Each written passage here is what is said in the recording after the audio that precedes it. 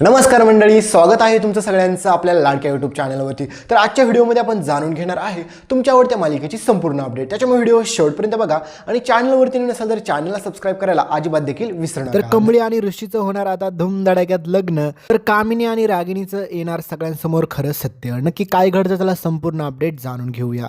तर मित्रांनो, तुम्ही पाहिलं अशा प्रकारे आपली कमळी आणि ऋषी दोघेजण देखील एकमेकांच्या प्रेमाची त्यांची आता सुरुवात झालेली आहे।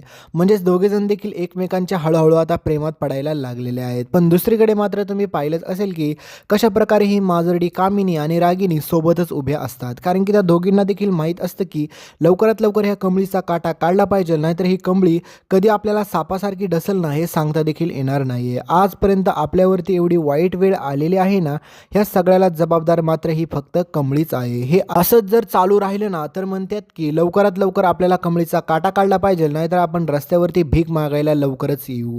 तर दुसरीकडे तुम्ही पाहत असाल की कशा प्रकारे आपला ऋषी आत्तापर्यंत कोणत्याच मुलीच्या प्रेमात पडलेला नसतो, पण फायनली त्याला देखील आता कमळी हळूहळू आवडायला लागते। पण मात्र आता राजन प्रचंड घाबरलेला असतो, कारण की राजनला माहीत असतं एकदा जी घटना होऊन गेलेली आहे याचा अर्थ असा होतो की कामिनी आणि रागिनी कायम कमळीवरती संशय घेत राहणार आहेत आणि तिच्यावरती पाळतच ठेवून राहतील। त्याच्यामुळे मला लवकरात लवकर माझ्या गौरीला शोधलं पाहिजे आणि माझ्या खऱ्या मुलीला देखील शोधलं पाहिजे आणि तिला लवकरात लवकर घेऊन आलं पाहिजे असं राजनला वाटतं। कारण की राजनला वाटतं की आजपर्यंत आपण आईचा एवढा मोठा विश्वासघात कधीच केला नव्हता, पण तिला ज्या दिवशी खरं सत्य समजेल की तिची मोठी नात म्हणजेच कमळी नाहीच आहे, त्यावेळेस मात्र तिला काय वाटेल। कारण की तुम्ही पाहिलंच होळीच्या दिवशी थोडासा डेमो झालाच होता, पण बिचाऱ्या कमळीला एवढ्या मोठ्या संकटातून त्या आपल्या गौरीने म्हणजेच आपल्या सरोजने वाचवलेलं असतं। परंतु मात्र बिचाऱ्या गौरीची देखील यामध्ये काही चूक नसते, कारण की तिला वाटत असतं की राजनपाशी जावं आणि सगळं सत्य त्याला ओरडून सांगावं।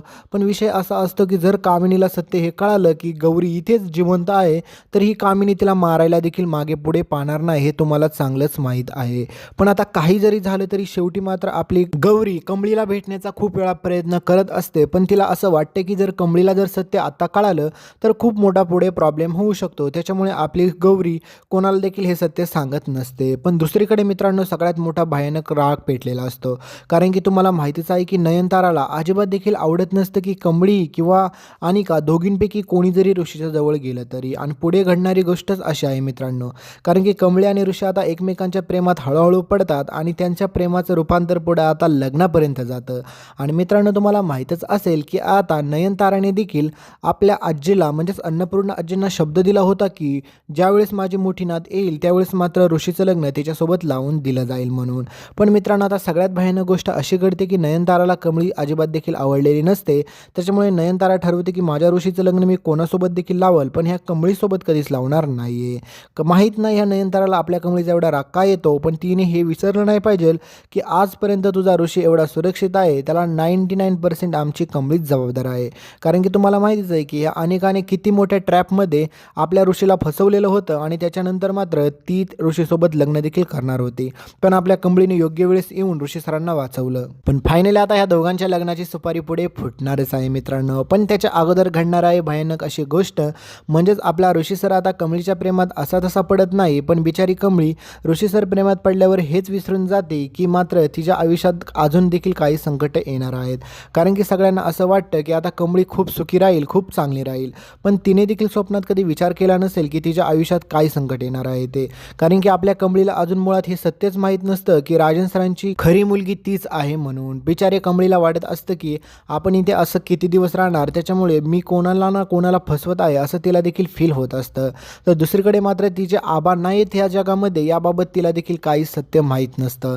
पण आता मित्रांनो, घडणार आहे भयानक कहाणीमध्ये ट्विस्ट, कारण की तुम्हाला माहितीच आहे आपली गौरी म्हणजेच आपली सरोज त्या ऋषीच्याच घरामध्ये राहत असते, पण त्या ठिकाणी मात्र जे जे काही गोष्टी चाललेल्या आहेत ह्या सगळ्या मात्र तिच्या देखील कानावरती पडत असतात। परंतु नयनताराच्या मनामध्ये कमळीबाबत खूपच निगेटिव्ह विचार असतात आणि त्याच्यामुळे ती सारखी ऋषीला सांगत असते की त्या कमळीपासून लांब राहा, लांब राहा, लांब राहा। पण आता दुसरीकडे हे सगळ्या गोष्टी आपल्या गौरीला कळाल्याच्या नंतर गौरी म्हणते की असं माझ्या मुलीने केलंय काय, त्याच्यामुळे सगळी लोक तिचा एवढा तिरस्कार करतात आणि हेच शोधायला जाणार आहे आपली पुढे गौरी। आणि त्यावेळेस मात्र तिला ऋषी आणि कमळी एकत्र दिसतात आणि त्यावेळेस मात्र तिला देखील धक्का बसतो, कारण की ती म्हणते की काही जरी झालं तरी लवकरात लवकर माझ्या मुलीला सावध केलं पाहिजे। पण मित्रांनो, आता वेळ हातातून बाहेर निघून गेलेली असते, कारण की तुम्हाला माहितीच आहे की कमळीने आतापर्यंत फक्त महाजनांच्या घरात एंट्री केलेली नसते तर तिने चांगल्याच प्रकारे ह्या कामिनीचा रागिणीचा माज पण उतरवलेला असतो आणि तिला माहीत देखील नसतं की ती काय करत आहे म्हणून.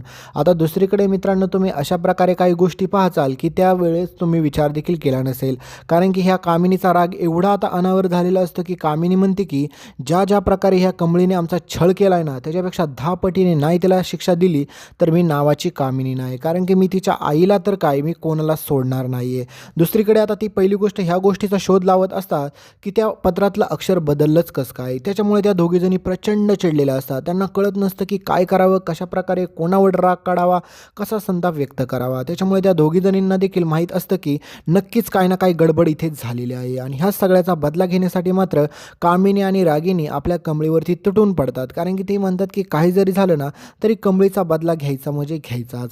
तर दुसरीकडे मात्र राजन आता चक्क कमळीला भेटतो आणि म्हणतो की कमळी, तुझे उपकार मी कसे विसरू मला कळत नाही, कारण की तुझ्यामुळे आज केवळ फक्त तुझ्यामुळे माझी आई, माझे बाबा सगळेजण फक्त तुझ्यामुळे आज जिवंत आहेत. पण आता हे सगळं झालं तरी कमळीला देखील माहीत असतं की आपल्याला देखील खरं सत्य मुळात माहीत नाही. तर दुसरीकडे आता मात्र आपल्या गौरीचा असा समज असतो की राजनला खरंच वाटते की ती त्याचीच मुलगी आहे म्हणून. पण आता तिला ज्यावेळेस मात्र हे सत्य कळतं की राजनचं आणि कमळीचं फक्त हे नाटक आहे, त्यावेळेस मात्र सगळ्यांच्या पायाखालची माती सरकणार आहे. आणि मित्रांनो, सगळ्यात भयानक गोष्ट म्हणजे आता सगळ्यांसमोर हे सत्य अगोदर उघडकीस यायच्या अगोदर ऋषीला हे सत्य समजतं की कमळीचं आणि राजन सरांचं हा प्लॅनिंग आहे, कारण की कमळी मुळात राजन सरांची मुलगीच नाही आहे. त्यावेळेस मात्र ऋषीला देखील धक्का बसतो. तर नयनतारा ठरवते की आता कमळी आणि ऋषी प्रेमात पडल्यात हे तिला कळाल्याच्या नंतर ती म्हणते की ऋषीसाठी लवकरात लवकर आपल्याला मुलगी बघितली पाहिजे, घाई केली पाहिजे. त्यावेळेस मात्र सतीश म्हणत असतो की तू एवढी घाई का करते, कारण की तुम्हाला माहितीच आहे नयनतारांची एवढी धावपळ कशासाठी चाललेली असते, फक्त आणि फक्त ऋषीचं आणि कमळीचं लग्न नाही व्हायला पाहिजे म्हणून. पण दुसरीकडे ती अनिका अजून पण अशी आशा पकडून असते की नयनतारा आंटी माझा स्वीकार करतील आणि माझं ऋषीसोबत लग्न लावून देतील. पण मित्रांनो, पुढचा येणारा ट्विस्ट मी तुम्हाला आत्ताच सांगून टाकतो, कारण की तुम्हाला पुढे पाहायला भेटेल की कमळी आणि ऋषी दोघेजण देखील प्रेमात पडतात आणि ते दोघेजण देखील लग्न करू इच्छितात. परंतु मात्र हे सगळं करत असताना मात्र नयनतारा कधी देखील त्यांच्या प्रेमाचा स्वीकार करत नाही आणि त्यांच्या प्रेमाला सपोर्टही करत नाही. नयनतारा ऋषीला एकच गोष्ट सांगते की तू जर त्या कमळीसोबत लग्न केलं तर मात्र तू ह्या घरामध्ये कधी देखील येऊ शकत नाही. आणि तुम्ही पाहिलंच की राधिका आणि रोहितनी लव्ह मॅरेज केलेलं असतं, त्याच्यामुळे नयनताराला खूप राग येत असतो. आणि तुम्ही पाहिलंच की आपली राधिका किती चांगली आहे, कारण की ह्या नयनताराला शोधून अशी सौन म्हणून कधीच भेटली नसते.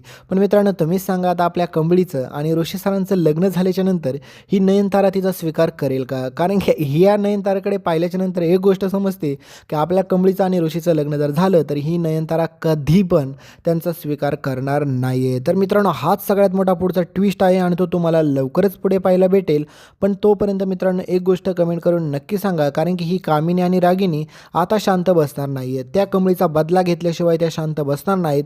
त्याच्यामुळे आपल्या गौरीने लवकरात लवकर राजन सर किंवा अन्नपूर्णा आजी ह्या दोघांची देखील भेट घेतली पाहिजे आणि लवकरात लवकर सगळं सत्य यांच्याबद्दल सांगून टाकलं पाहिजे. तर याबाबत तुमचं काय मत आहे हे नक्की मला कमेंटमध्ये सांगायला विसरू नका आणि पुढच्या व्हिडिओमध्ये भेटूया. तोपर्यंत चॅनलला सबस्क्राईब करा आणि लाईक करायला जाता विसरू नका. धन्यवाद.